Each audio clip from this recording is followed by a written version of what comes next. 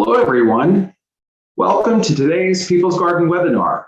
I'm John Rice, and I work for USDA's Office of Urban Agriculture and Innovative Production, otherwise known as OUAIP. This office is a government resource that supports producers through grants, agreements, a federal advisory committee, and of course, the People's Garden Initiative.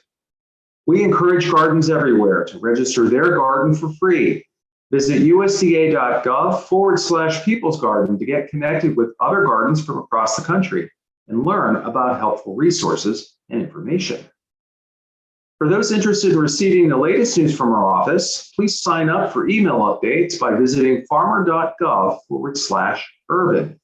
You will receive information about upcoming webinars, our newsletter, and other information. Stay engaged. And finally, if you have any questions or comments during this webinar, please place them in the Q&A box by clicking the icon at the bottom of your screen. The recorded webinar will be posted to our website shortly after the program. Today's webinar, Climate Smart Agriculture and Who's in the Garden, will explore how gardens from across the country survive under challenging weather conditions and how they manage those invasive species. To tell us more about it is our first presenter, Dr. Holly Prendeville, Acting National Coordinator of USDA's Climate Hubs at the U.S. Forest Service. Since 2016, Dr. Prendeville has been responsible for developing climate change relationships, communicating the use and availability of climate change tools, and developing strategies for producing important outcomes for the Northwest Climate Hub. Welcome, Dr. Prendeville, and thank you for joining us today. Thank you very much. Thank you for having me. As introduced, I'm Holly Prendeville. I did a 4-month position as the National Climate Hub Coordinator. I'm just finishing up today. And then next will be Katie Steele as the Acting National Climate Hub Coordinator. I usually am the coordinator for the Northwest Climate Hub, but today I'll be presenting on a national level. Next slide, please. The Climate Hubs are an interagency organization, and we strive to translate climate science into action. We develop and deliver science-based, region-specific information and technologies to agricultural and natural resource managers to support climate-informed decision-making, reduce risk, and build resilience. There are 10 Climate Hubs throughout the nation, and just this spring, a new international Climate Hub was established.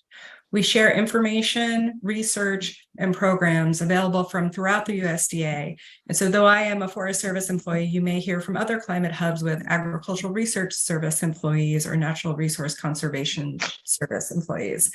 We work to share all the information from the USDA to help support climate-informed decisions. Next slide, please. We work to make climate change science and resources useful, usable, and used. And we do this through building partnerships with the folks that will be using the information. We explore together the needs, we develop solutions together, and then we deliver those solutions together and evaluate the products so that, again, this information is useful, usable, and used. We have 3 main work streams. We conduct science and develop data syntheses. We develop technology and tools, as well as provide support for the technology and tools. And then we conduct a number of outreach convenings and trainings. Next slide, please. First, focusing on our climate change vulnerability assessments. These are regional assessments that provide the current information about climate vulnerabilities, along with specific adaptive management strategies to increase the resilience of working lands. So each of our regional hubs has their own climate change vulnerability assessment, as well as mitigation strategies. In addition, many of the staff of the Climate Hub contribute to the national climate assessments, which have regional chapters as sector-specific chapters. On our webpage, you'll find a number of these vulnerability assessments, as well as additional information or scientific syntheses that we develop to help support these assessments. There's also a climate quick reference guides, and at the end of my presentation, I'll be sharing links to these items, so it's easier for you to find them all on our web pages. The Climate Quick Reference Guides provide you with county level information with what the temperature and precipitation projections are for your area. Next slide, please. To support understanding climate science and making those climate informed decisions, we also support climate literacy and training. So we do this through a number of ways. There's a number of webinars that are available on our website that go over different topics. We also do webinar series, in-person events, trainings, online modules, as well as then a number of our websites are intended to provide background information to support climate literacy and understanding. For instance, we have a new page looking at the basics of global climate models written in a way that's hopefully accessible to many of you. Next slide, please. Tools, so many tools. There's lots of tools out there. And again, the tools that are out there, many of them are region specific. Some of them do cover the entire United States, but it's intended to support that climate informed decision and sharing information in a way that's accessible and easy to use. I'll first just touch upon the Climate Mapper. This provides a series of different maps, and it's actually a suite of tools, and it can show you current observations as well as future projections for your area. Next slide, please. On this map is just screenshots from the tool, the Climate Mapper. This was supported by the USDA Climate Hubs, as well as other federal organizations and universities. The top image is showing past real-time observations for the last 7 days, and I just chose a community in Colorado. And just showing you for the above what the mean daily temperature was for the last 7 days. And with this tool, you can zoom in to get more of your local information. So it's just outside of Denver. You can zoom in even more, but I wanted to keep it at a level that folks could recognize where we're looking at versus a street name of somewhere in Denver or just west of Denver. And then below is showing you future projections for that same location for mean temperature, just looking at the summer being June, July, and August. And again, that zoom in ability. And my hope is that this visualization of the climate data helps you see what's happened recently and then have that as a comparison and context to looking to what may happen in the future, depending on greenhouse gas emission scenarios and how that may help inform your short-term as well as long-term decisions with your gardens. Next slide, please.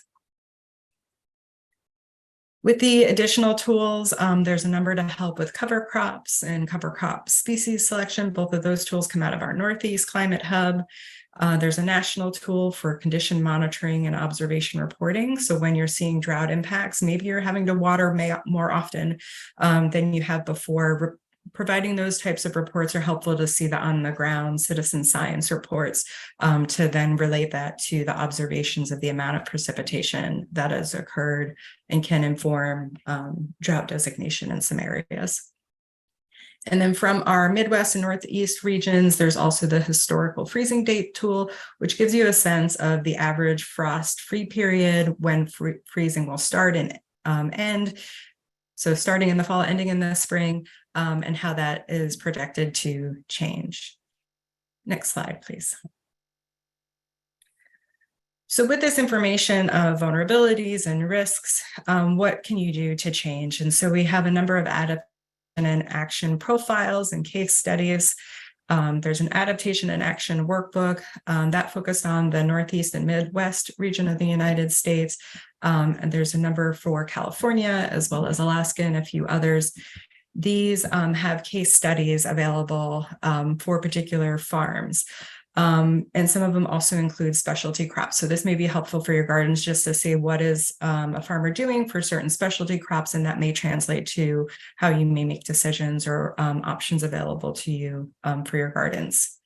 We also have individual highlights like this food security and justice at the Calypso Farm in Alaska. This is outside of Fairbanks, Alaska, and just seeing how actions they're taking, as well as programs that are available to support them, particularly through the Natural Resources Conservation Service, for implementing those practices to maintain their food security. And then likewise with climate resilience at Peak Abundance Farm, that's just outside of Spokane, or actually in Spokane, Washington, the various options that they're taking in terms of shade cloth, high tunnels, drip irrigation, and different ways that we're able to fund those actions for implementing on their farm. Next slide, please. Zooming in on the Peak Abundance Farm, just to give you a sense of what that looks like. Again, it is the actions they take. We provide the contact information if you want to communicate with the farm themselves. They were open to doing that, so we share that information and then provide a number of information, the background, the challenges, vulnerabilities they're experiencing, and then the actions they're taking, and provide information to help support that. And then again, going with that climate literacy, we also have some information focused on urban agriculture and how it may be affected by climate change. Next slide, please. I know a number of people's gardens have an educational component, may be associated with a school. And so I wanted to also highlight, to support climate literacy and capacity building, we also develop curricula as well as guides for teachers so that they can incorporate this into their work. And so some, again, is specific curriculum for the students themselves as well as guides. And these happen for various regions throughout the US.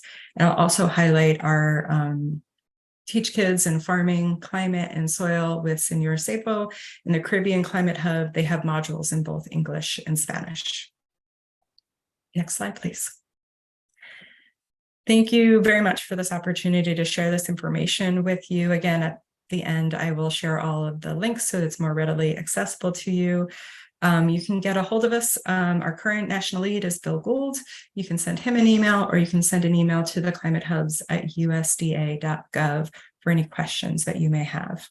Thank you very much. Thank you, Holly, for that great presentation. I think we learned a lot. I think there's a lot of great takeaways.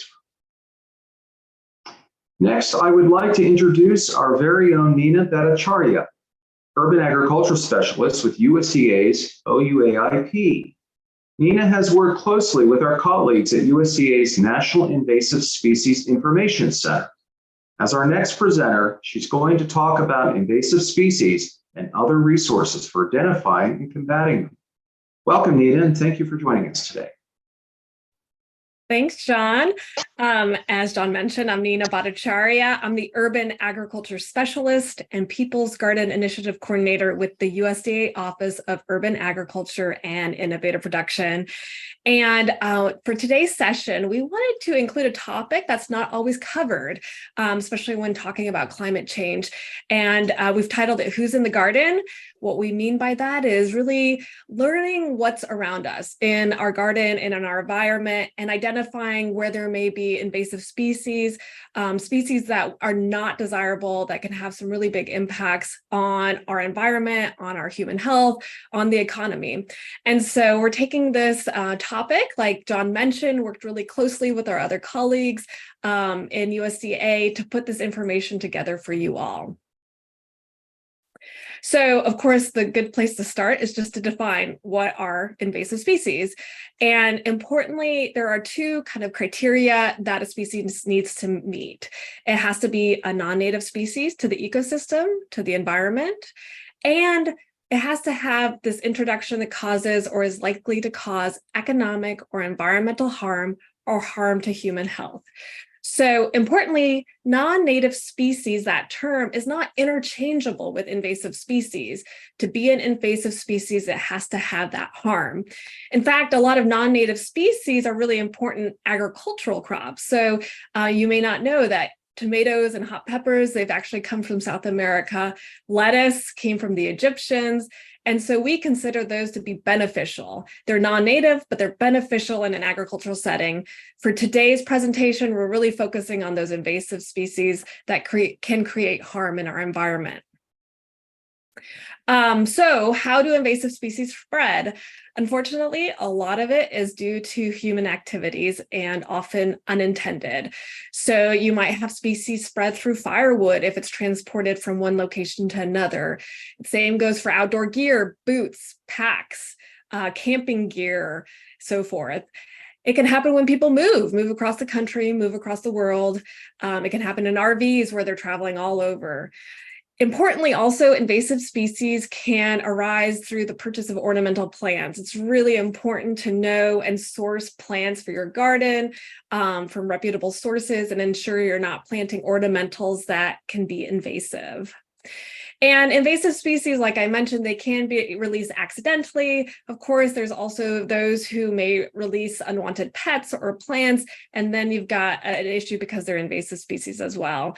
So it's really something to be cognizant of. And one of the important reasons is that invasive species can have such a dramatic impact on our environment.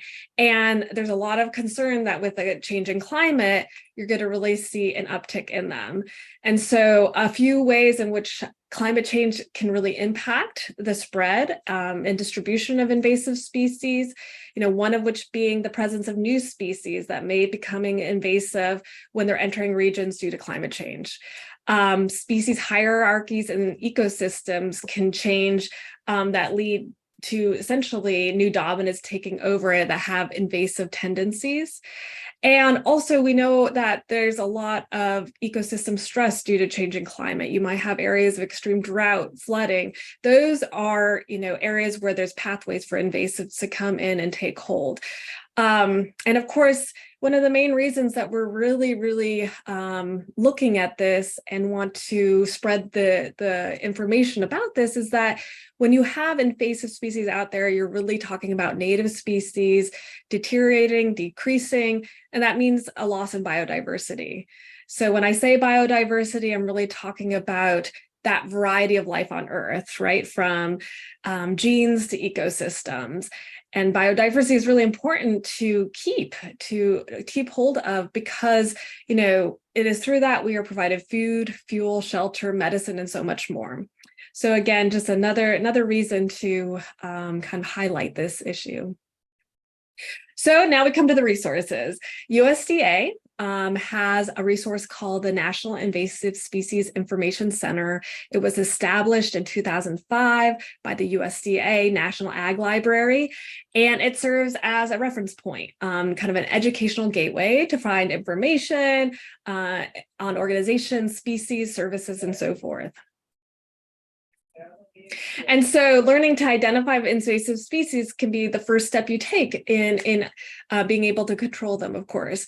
And the National Invasive Species Information Center, they've got invasive species profiles, both for on land, terrestrial invasives, and also aquatic, those found in the water. The resources on this site are searchable by location, by subject, by type. In addition to the resources available on that site, we also just highlight that cooperative extension can be a wealth of information in terms of identifying local species and also eradicating them.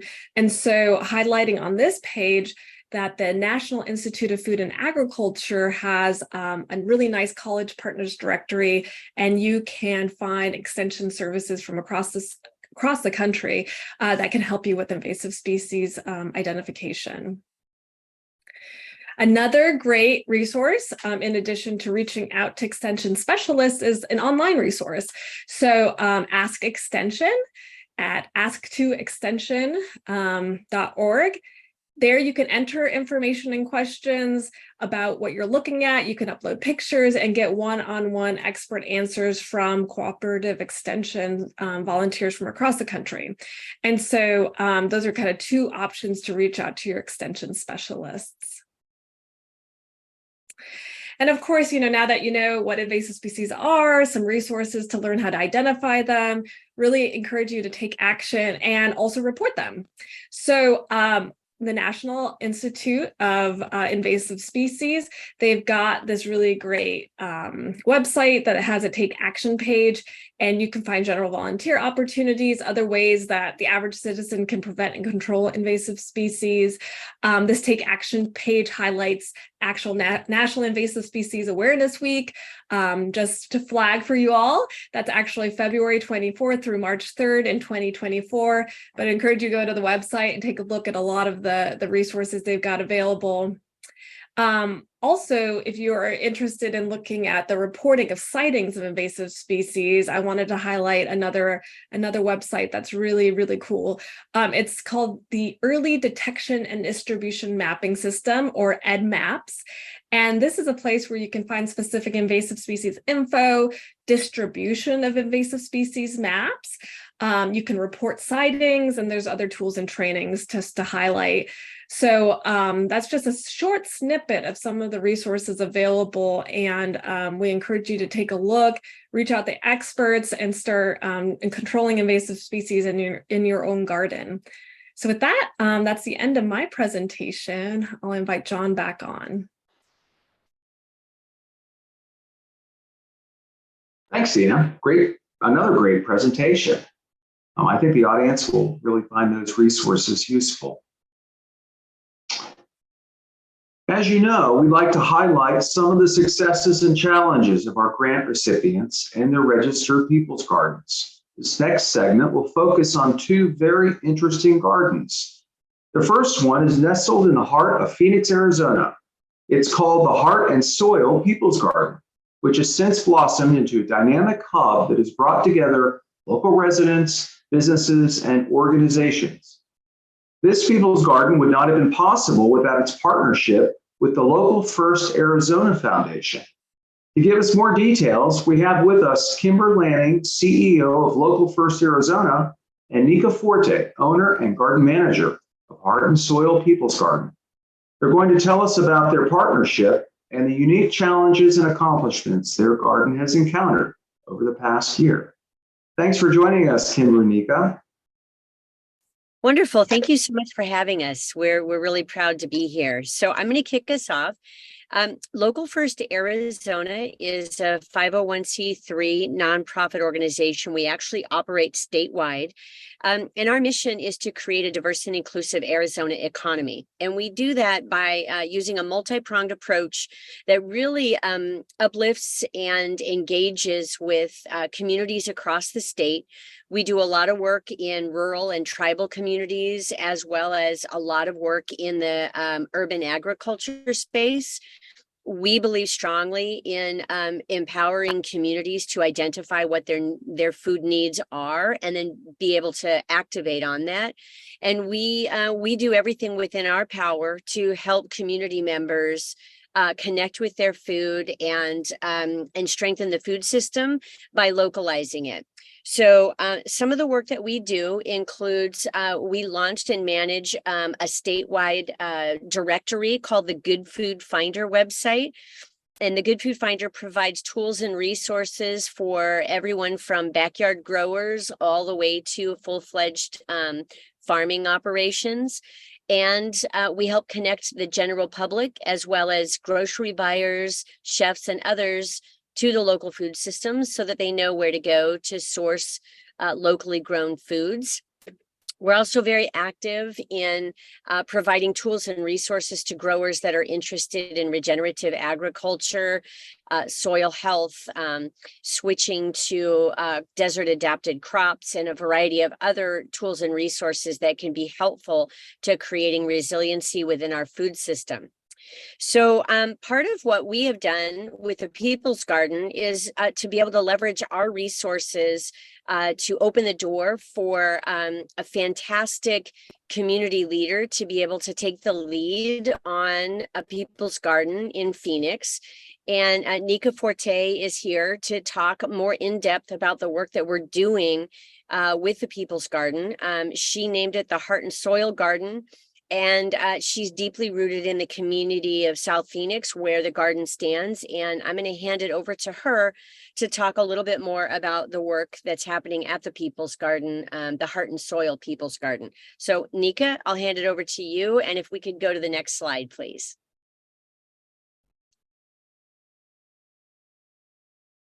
Alrighty, so well, I think we're gonna have to skip one more slide there. Oh, let me just say a word about that. I'm so sorry. I wanted to just say we launched the Arizona Economic Recovery Center as well. And this gives you an idea of the work that we do with the Recovery Center. We deploy consultants to assist with applications or grant writing or facilitation or even financial management to help in our community to bring in more wins. So you can see we've worked over the last 18 months with 391 different organizations. And those are sometimes nonprofit organizations, sometimes they are tribal nations or small towns that need assistance. So Nika, over to you. Awesome, thank you. So next slide, please. Thank you so much for allowing me to join on this presentation. My name is Nika Forte. I am the owner and director of ABC Mobile Education Center, which also manages Heart and Soil People's Garden. I am an urban farmer and a beekeeper in the local Phoenix area, and I am happy to join you all this evening. Next slide, please. Or this afternoon. Oh, I'm jumping ahead of myself. Next slide, please. Previous slide. I think that we skipped one. No, okay, well, there was a slide taken out of the presentation. I can't really talk about the amazing work that we've done on the space at Heart and Soil without giving some credit to Pat Fleischman, who started that community garden space 10 years ago and handed it over to me for us to continue the work there after she retired. So we took over Heart and Soil People's Garden, which we named in last July. Our mission for Heart and Soil People's Garden is we are dedicated to fostering and sustaining community gardens and urban agriculture programs. We aim to engage and encourage women to support their entrepreneurship endeavors, creating partnerships between communities, schools, and local businesses. We harvest more than food by empowering people from diverse backgrounds to grow our community's heart and soil. And our vision for Heart and Soil Community Garden, it takes an innovative approach where the youth community can be nurtured, grown, and healed. Heart and Soil is a safe haven that provides structured mentoring, workshops, and other resources within the community to alleviate food insecurity, promote self-sustainability, and provide economic empowerment. We are located in South Phoenix, and we're in a neighborhood that is considered a food desert. When you look across the street, there's industrial buildings on one side, and then there's actual homes where families are living on the other side of us. Next slide, please. So Heart and Soil Garden, how we started it off is it's a garden that is geared towards empowering and educating women of color in our community on how to be more sustainable. Each one of the ladies has a row where they grow what's in season, and we help them by providing them seeds, education, and the hands-on help that they need to grow food for themselves or for their families. There are 18 of us that grow on the space. All of us range in age. The youngest is 25, if we're not counting the babies, and our oldest is about 68 years old. So we all come from different, professional backgrounds as well. Some of us are teachers, some are college students, some are stay-at-home moms, some are retired, and some are business owners. We all bring something unique to the garden, and we pretty much created a sisterhood out of that space. And we grow together, teach together, learn together, empower each other on that space. Next slide, please. So who will you see in the garden besides the ladies that all grow there? You will see children and families in the space. We try to make it very kid friendly. We have a little educational space and a library set aside for the children that come in. We encourage the parents to use our garden space as an area for their children to learn and to also get their hands in the dirt on the space. We're happy that all of the babies that come to our space and have been a part of us growing there are very much into eating their vegetables and are very much into helping us grow food on the space. Next slide, please. You're also going to see entrepreneurs and small businesses on the space. We do open air markets, and our open air markets are meant to be a static place for small business owners who don't have their own brick and mortar spot, but want to sell their wares and their goods to the community.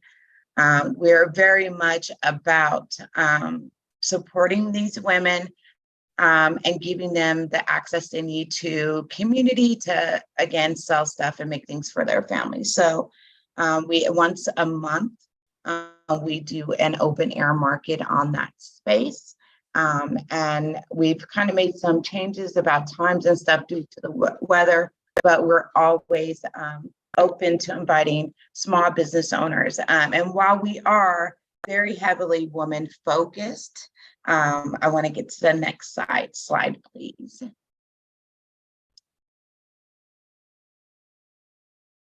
So while we are very much women focused, we do invite men onto the space also to do business on our space. So I don't want anyone saying Nika only invites women to her space and she's being discriminatory, because we're absolutely not. We're trying to empower a group of women, but we're also want to engage everyone in the community. So we're very inclusive, and we do invite more than just women-owned businesses to come and vendor with us on the space. Next slide, please.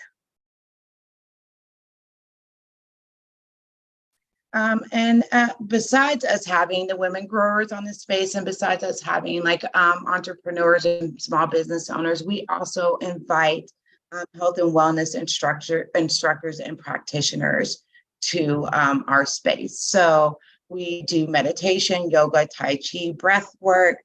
We're all about whole health and wellness. So it's not just about what you're eating and putting into your body, but it's also about how you're taking care of your body. So we open this space up for all different types of events, and our health and wellness program does very well with the community. We get a lot of engagement around that. People love to be able to do something that is physical and also that is in a nature setting. And so the garden is a perfect space for that to happen. Next slide.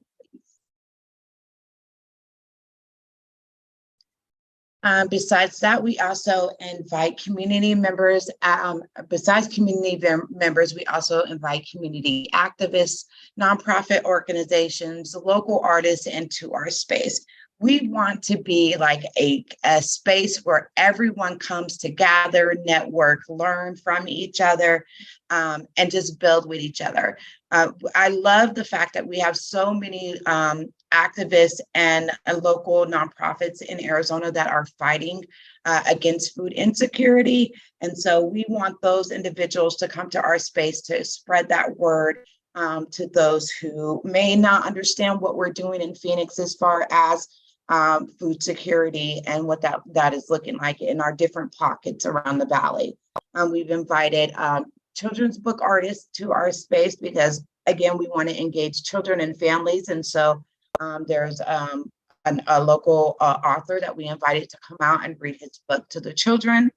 We also have performing artists. We've had spoken word artists in our space, singers, DJs, pretty much anybody that has anything that they want to share with the community. We want our space to be the home for them to do that. Next slide, please.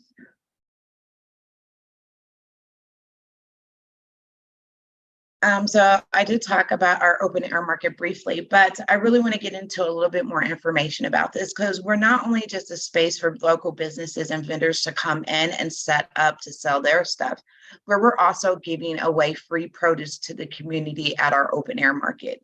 So anyone that comes into the space can take home a box or a bag of food. And the only thing we ask them for is what zip code that they live in and how many family members are in their home. So we have a count of how many people we're actually helping through our program. And we do this by not only using the food that we grow in the garden, but also partnering with other food programs and food distributors around the valley to provide people with food, because we want to make sure that that nobody goes hungry in our communities. And we waste so much food here in the United States, and there's no reason why we should be throwing things away when we have so many homes that are in need of actual healthy, nutritious food. So we made it a mission to make sure that we're giving out produce. And our last produce giveaway, our count was 151 families that were served that day. So we're really excited about doing these type of programs and giving this type of resources to our community. Next slide, please. We also open the space for private events. So we've had date nights, couple of picnic nights. We've had arts and craft events. We've had baby showers, vision boarding events in the garden, because art and nature go hand in hand. And again, it's just another element that we're adding to the space because we want to be a spot for everyone in the community to feel like they can utilize. So even if you just want to do something private for your family, or if you want to do a fundraising event for your organization or your business, then we want to be that space where you can come and do those events. Next slide, please. So in talking about extreme weather and how we are handling that in our garden space, there's definitely has been a learning experience for us, because we did take over the garden last June, but we did not plant in June. We waited until the fall. So we spent a good amount of time prepping this space and getting it ready for the ladies to plant in. And we did that finally in August. So this summer, which happens to be one of the hottest summers on record, was our first summer growing in this space. And so we had to take into consideration a lot of things that can happen when we have those straight days of extreme heat and weather. So it stresses out our plants and can cause heat damage. We had to adjust our watering system and how we water on the space. We definitely had to pay more attention to our soil and keeping it fed, because the heat can dry out and kill microbes in your soil that you want to have to feed your plants. The heat also brings in pests and different diseases into the area that we have to keep monitoring in order to make sure we had a productive growing season. It does reduce our plant diversity. So there may be only certain things that you can grow when it's 115 degrees outside. And so that went into a lot of our planning and basically reinventing what we're going to be doing next summer. Limiting your grow seasons is also something that can be done when there's extreme heat in the valley. And we also have to pay attention to our energy costs. And that also that includes our water bill, right? So during the summer months, you're watering more and your bills are actually higher. And then also it affects our community engagement, because who wants to come and help us in the garden when it's 110 degrees out there? So your hours get earlier. You have to kind of shift some things around. And so over these next slides, we're just going to talk about a number of the things that we did in the garden to keep ourselves relevant and to keep our growers safe. Next slide, please. So a couple of practices that we definitely decided to put in place during the summer we're working with the land instead of against it. We're working with the space instead of against it. So that is a part of our permaculture practices. We're doing no-till methods because we want to have a very biodiverse ecosystem within our soil. So we are implementing more composting and adding that more regularly to the space in order to feed the plants. We took out the top watering system that we had on space and we put in a drip system. The drip system is controlled by our phones, and so we can easily increase the watering or dial back the watering depending on what our needs are. And that saves us a lot of money on our water bill because we're not just running sprinklers all day where there's just constant water, but we have that drip and we have it set to run in the evening, and we have it set for a good period of time so that the plants can get as much water as possible before the really hot times of day start coming in. We add mulch around the space as well, and mulch helps us to retain water in the space and also fight back the weeds. So that's something that we've done in order to kind of help us keep all of our plants hydrated and everything growing on the space. There was areas where grass had come up and kind of taken over a bed area. And so because we're not about using any pesticides or chemicals on our space, we're always trying to think of all natural ways to get rid of the things that we don't necessarily want growing in the garden. And so we did solarization. And solarization is just a process of you covering up everything and keeping the sun from growing on your plants or on the grass or the area that you don't want anything growing in. You can get that done, get your grass removed in maybe about 2 months or so when you're solarizing. And so that's one of the practices that we've put in place because during the summer, a lot of grass likes to grow in our area. And so that's what we're fighting back. We also installed shade over our area to make it more comfortable, not only for the plants, but also for the people that work in the space. And we also did a lot of planting of smart plants in Arizona. If you know, our plants that don't need a lot of water and that can take a good amount of heat, even though some of those smart plants or drought resistant plants really did struggle this summer because of the long periods of high intense heat. They did survive though. So we're really excited about that. And so that's just something that we're going to be doing more of too, is just making sure we're filling spaces in with smart plants. Because if we can create a kind of like our own microclimate within the garden and plant more things that provide shade for us and reduce the temperature in the garden, we're looking for ways to do that now. Next slide, please. Another thing we did is we moved our markets to the nighttime. And our vendors and our patrons actually really liked it. And we switched up the vibe a little bit by adding in a DJ to our market. So it's a nice, fun event for the family, or they can come out. It's a lot more comfortable than us doing it from like a 10 to 1 like we would do in the cooler months. And we got a lot of good feedback for us doing that during the summer months. And we saw an increase in people that wanted to vend with us on a space. And so what we're going to be doing in the cooler months is we're going to be doing markets in the daytime and also in the evening time to accommodate all the community members and the vendors that want to work with us on this space. I really like this idea. When we thought about it, it was really just about making sure that we were comfortable, we weren't out cooking in the 110-degree weather. But it really does bring a different energy to the space.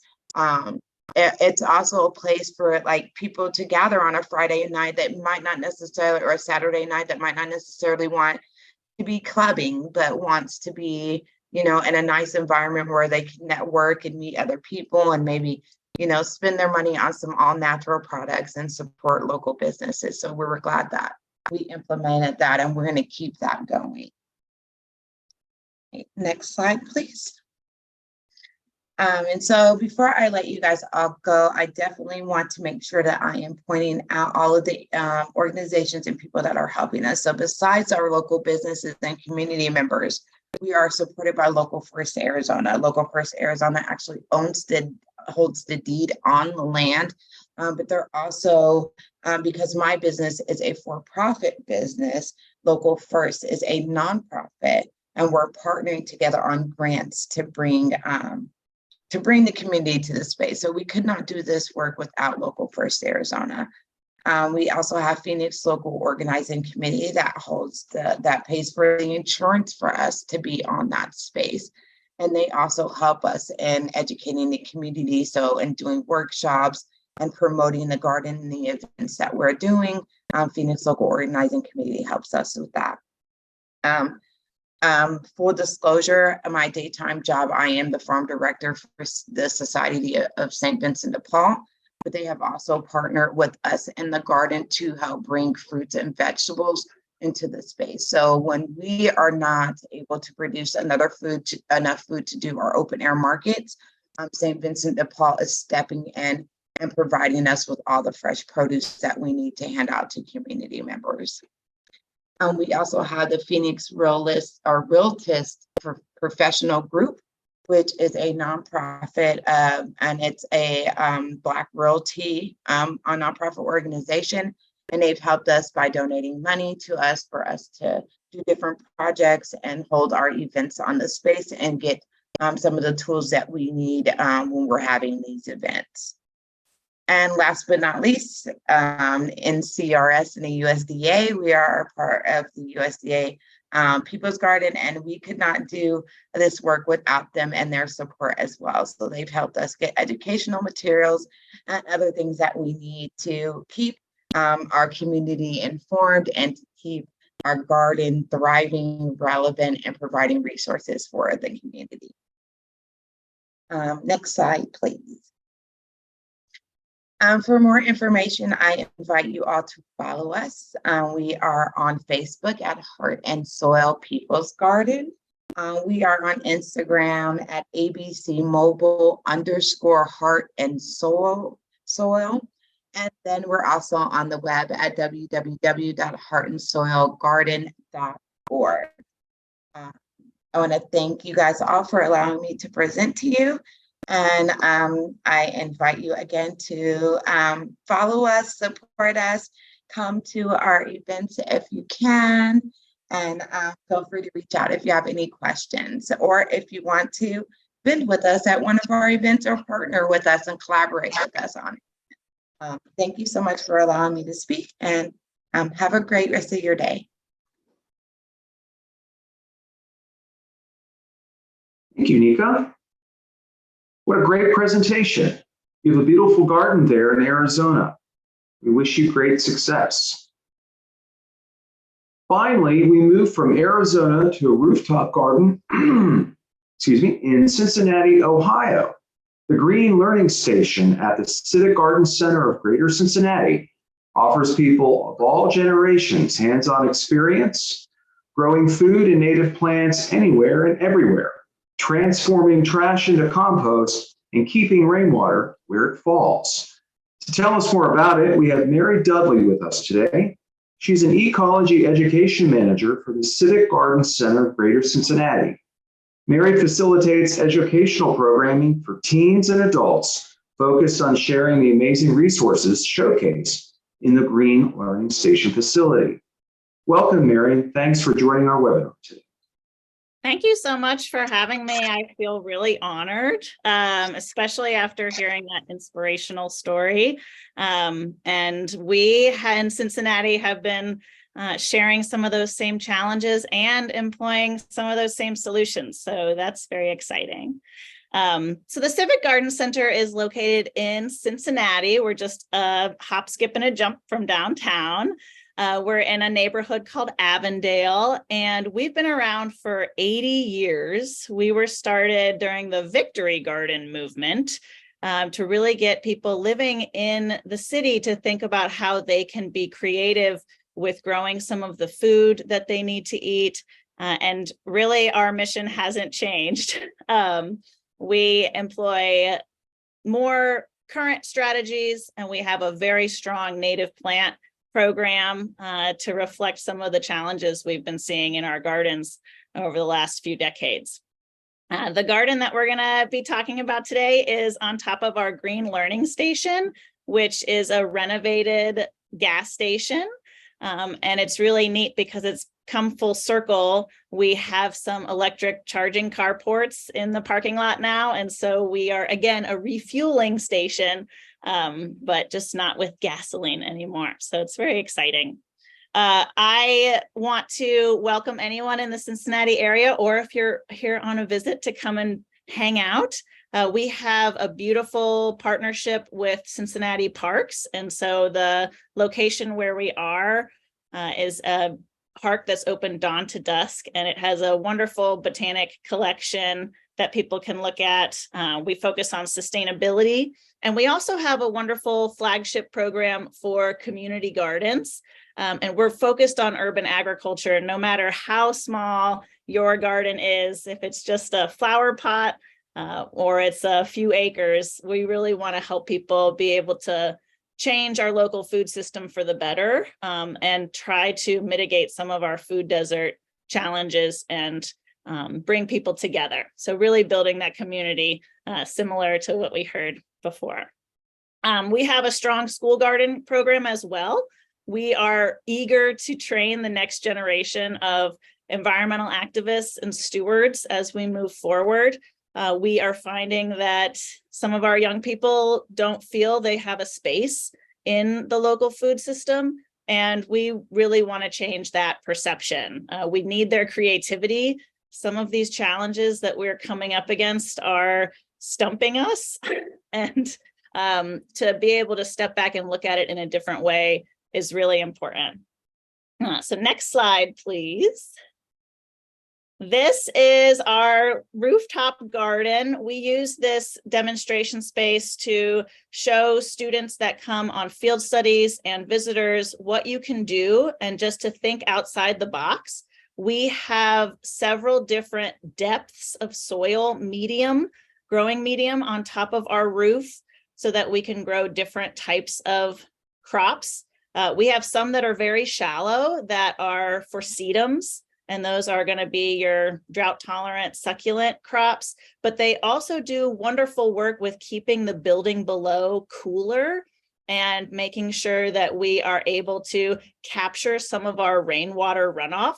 So it takes that impervious surface to a pervious collection point. So we really appreciate even those really shallow trays and what they do for us. But the part where you can see the sunflowers growing, that is a 12-inch deep growing tray. And so we can grow food and flowers and have some native plants up there for our local pollinators, which we really want to have thrive. I heard our previous presenter say that they kept bees. We also have a couple of hives that we nurture, which has been a challenge this year. So we have come across some specific challenges, and you'll be able to see that in the next slide. But before we move on, I do want you to take notice of our solar panels, which are on our roof and also supply the electricity for that building.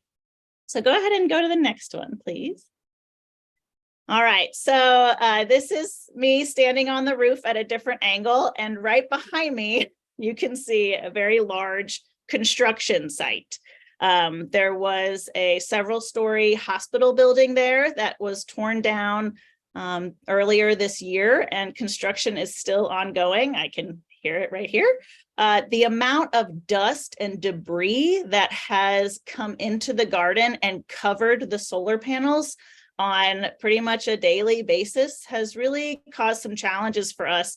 We also were dealing with a lot of air pollution from the wildfires in Canada this summer.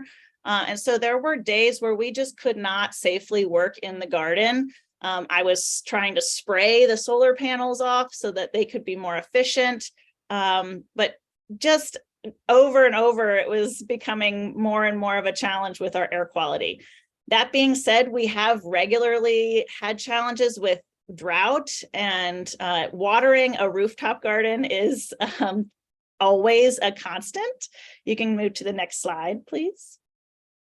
this is Kayla. She's our program associate and so amazing, but someone has to be up in that garden all the time. And so you'll be able to catch someone with a hose at least once a day, if not a couple of times, just to make sure that the wind effect, the poor air quality, and the transpiration that's taking the moisture away from those plants doesn't totally decimate the plants that are trying to grow. So we really have been keeping up with it well, but it is a daily struggle. Definitely still worth it. We appreciate all of the benefits that we can have from this rooftop garden, and we will continue to be resilient and adapt as we need to, but it also is something that we can bring the community in for. It's a very unique space. And so getting up on the roof and having that moment where you're looking at a city, but also enveloped by greenness is quite beautiful. And go ahead and move to the next slide, please. And then I heard our previous presenter talking about compost. We are passionate about compost. We added some rabbit manure up on the roof this year, and it has done very well to break down slowly, provide some fertilizer, and also capture some moisture. We practice several types of composting. We encourage people, even if you're in a basement apartment, to try something. So if you haven't heard of vermicomposting or bokashi, those are some interesting methods to try. We're always trying to get people to think more sustainably and how they can kind of keep some of that free fertilizer accessible, if not for themselves, then for one of our community gardens or school gardens. And so I'm going to just encourage all of you through these challenging times to keep it up, keep the network going. We did have a terrible dry spell right when we were planting everything this spring, and it caused several of us to rethink what types of annuals we're planting, making sure that we're thinking about the soil needs and the native plants that are available to us in our area, and really relying on those well-adapted plants to provide maybe non-traditional types of foods that we haven't thought of before, and moving beyond kind of the traditional thinking of, okay, I've got to grow this certain type of crop. There's so many things to explore. And so the more we connect and share, the more we can be resilient. And so that's us over in Cincinnati. Thank you so much. Thank you, Mary. Great presentation. Thank you for sharing your wonderful garden and learning center with us. We really appreciate it.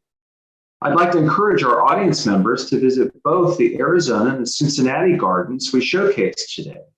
We wish you both great successes. Well, this wraps up today's webinar. I'd like to thank all of our presenters for their captivating stories and presentations. I'd also like to thank all of you for attending this People's Garden webinar. Don't forget to register for the People's Garden. We currently have more than 1,400 registered gardens. Why not make yours one of them? Questions and feedback on the webinar series can be directed to our email address at ouaip@usda.gov. Thank you for joining us today, and have a great day.